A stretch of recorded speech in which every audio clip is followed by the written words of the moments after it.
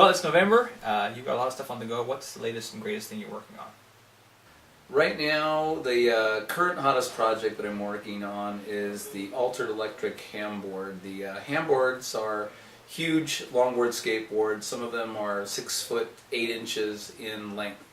And a board of that size needs a wheel. So I am making a 107 millimeter flywheel, especially for the electric skateboards. I've cut this one in half so you can see some of the core and the profile and the urethane material. And to kind of put this in perspective, here's a 52 millimeter wheel, which is a little less than half the diameter, but as you can see, there's way more than twice as much wheel here in terms of mass and urethane. There's really no comparison.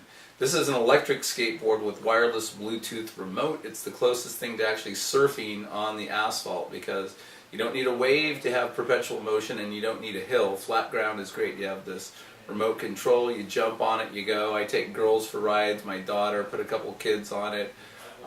It's very surfy, very cool, and it's the greatest big kid toy skateboard that anybody can imagine. If you have this, you're the coolest kid on the block for sure. Chris, how do you feel about people who are sort of coming, a little bit late to the dance? They've obviously given a lot of thought to what's going on, and they're now coming into this market. What do you think about this? Well, yeah, the reality of the situation is I welcome them into the mosh pit, because really a lot of the people who have only looked at one aspect of skateboarding for so long are now Me Too companies into the broader area of longboarding. They're going to try to say that they've been embracing all forms of skateboarding all along when they really haven't.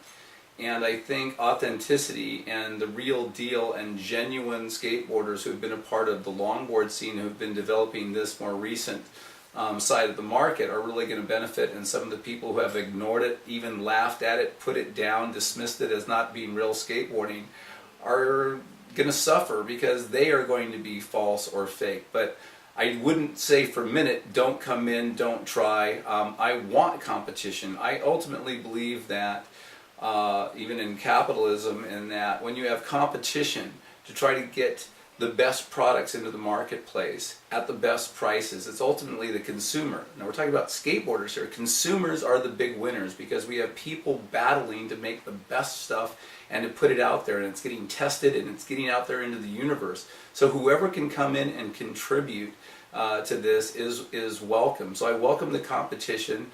I'm afraid for a lot of people who are going to try that they will fail, but look,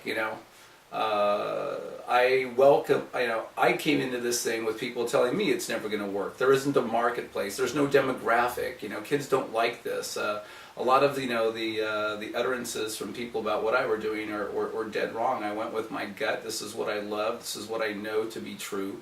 We are inclusive of all forms of skateboarders, including women, old guys, young guys. At the end of the day, we don't really care what you ride or how you ride. We care that you ride, that you skate. If you skate, you're cool in my book. Period. End of story. And I think it's that sort of inclusive attitude that is really going to help this marketplace go off. And whoever wants to come in and join us is welcome. Skateboarding is a big, beautiful, broad sport. Come on in. The water's fine.